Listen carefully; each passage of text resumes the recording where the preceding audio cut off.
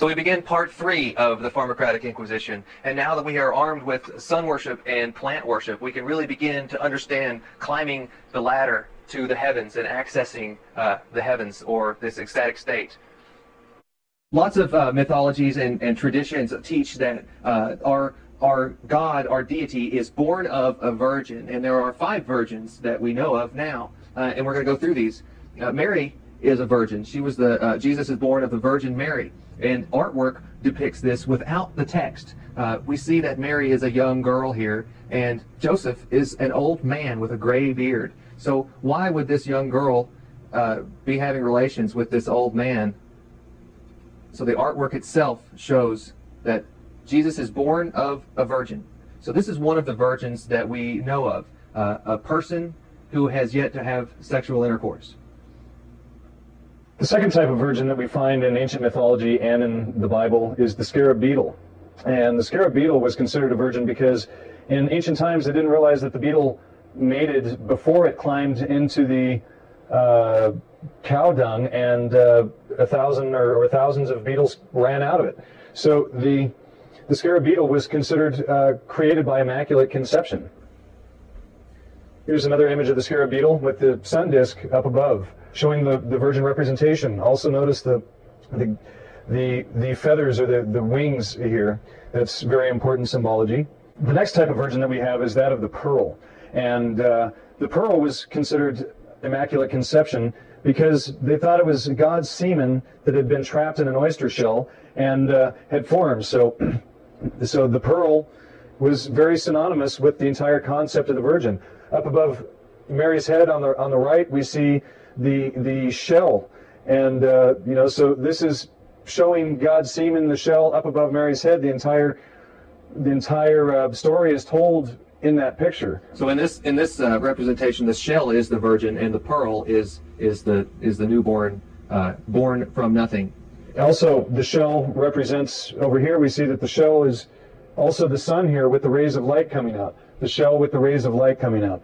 So that's important to understand. They will hide the sun worship symbology and other very similar symbols. Another virgin that we have is Virgo. The sun is born under the constellation of Virgo. So the sun in the sky is born of a virgin, Virgo. As Andy already said, there were 5 types of virgins, and we've already gone over 4 of them. The 5th type of virgin was the mushroom itself, and this is actually the underside of the mushroom, or a spore print of the underside of the mushroom. And the mushroom was considered born of immaculate conception because in ancient times they didn't realize that mushrooms had spores, or they're basically a mushroom seed. And without microscopes, it appeared to them that the mushrooms appeared magically overnight by immaculate conception, and they would be born where they had died before. And so that's also why the mushroom was considered hermaphroditic, having both male and female parts. That's right. This is a spore print, and what a spore print is when you take the cap of a mushroom and drop it down on a piece of paper, for instance. All of the spores will dump out below it, leaving a print of the gills of the mushroom. But to look at this and say, okay, these are spores, there are millions and millions and trillions of spores in this print. You cannot see one single spore with the naked eye. All you can see are clusters of spores. So the mushroom truly is born of a virgin. This is another example. These dots are the veil remnants, but inside the dots, the little dust that collects, those are the mushroom spores. Mithra was born of a virgin. Mithra was born of a stone. And here we see the mushroom being born of a stone, born of a virgin. So the anthropomorphism of the deity, again, is born of a virgin. Mithra here with his standing on top of the cosmic egg, or the primordial mound. He is an entwined column. He has tail feathers, like the mushroom does, and he also has wings at the top of his head. Very similar to Libertus, very similar to the Amanita muscaria. So here we have the mushroom. As Andy just said, the primordial mounds. Here we have the primordial mounds, the mushroom cap coming up. The annulus is not dropped on this one yet, so you can't see how the annulus is the wings here. But when the cap opens up, it becomes the cap on the top. And as the annulus, or the universal veil, falls and becomes the annulus, this is the wings here. The serpents are the caduceus, symbolizing drugs going down the body of Mithra. And here we have the drug itself. Here's a depiction of the upturned cap of Mithra, the upturned cap, the wings on his back, and the wings of his tail feathers. And below here, again, the primordial mound. We put wings on top of our Christmas tree. So our Christmas tree now is the world tree, or a representation of the microcosm of the world tree macrocosm. So we have the wings above, and below we will put our presents, which go through a phase of their growth cycle of a snake. So they are the snake shedding its skin, the wings above the snake. But even more interesting things that we do to this column is we entwine it. So the snake now is climbing the column, the snake below the wings. Around the Earth, there are the constellations, the serpents at the South Pole, and then Aquila, Thor's bird, at the North Pole. So the wings above representing the North Pole, and then the serpents at the South Pole. So, you know, this is all microcosmic representation of the macrocosm stars and celestial constellations when we look in the night sky. This is a way of preserving the hidden knowledge, hiding it right in front of your face year after year, but not telling you the essence of it. And now's the time for that. In the sky, we have the North Pole. We have the bottom of the galaxy. And down here we have our little shaman figure as he is laying in the bottom of this world tree. So the shaman is going to climb the world tree up to the celestial North Pole. Here he is again at the bottom of the world tree with his branches. This is artwork by Alex Gray showing the caduceus with the wings on the top, the serpent on the pole. Only in this picture the pineal gland is lit up, and this person is in an out-of-body state of consciousness. So we've preserved this tradition all the way up into our modern times.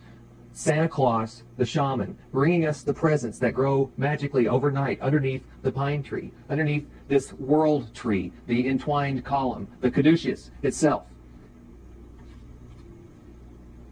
In alchemy, and even in religion, we have the snake climbing the tree. Here's the snake climbing the tree, and the branches are the wings. So you can either look at the bird with his wings above the serpent, or the branches now are becoming the wings above. Here we have Jacob's ladder, and the story of Jacob's ladder is that Jacob was lying with his head on a stone, and as we mentioned earlier, the bleeding stone or the burning stone, he's lying with his head on the stone, and then he has an out-of-body experience, and he climbs the ladder.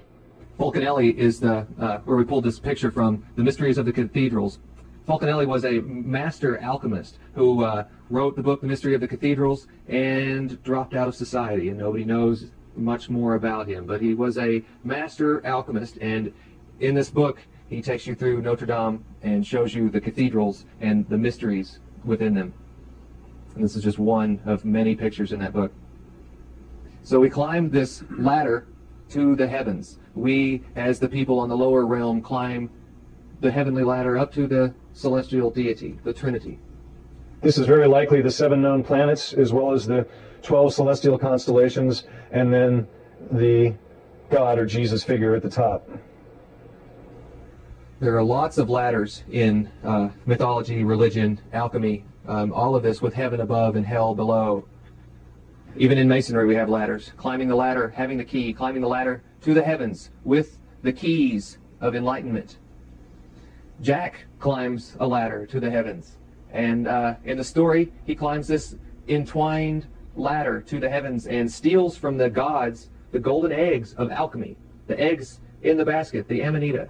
Not only does he steal the amanita, but he steals the knowledge of the amanita, or the maker of the golden egg. So there's a real representation here of he's stealing the maker of the egg, and Jesus is crucified between 2 thieves, and those 2 thieves earlier in the stories stole a certain thing from these people and brought it back to Moses, and they were crucified for this. So the story is preserved even in our children's books.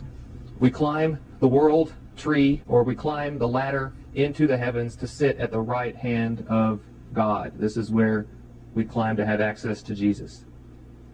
But some people think of portholes, that you can step into one porthole and come out of another, the spiritual porthole that we discussed earlier, the Vescus.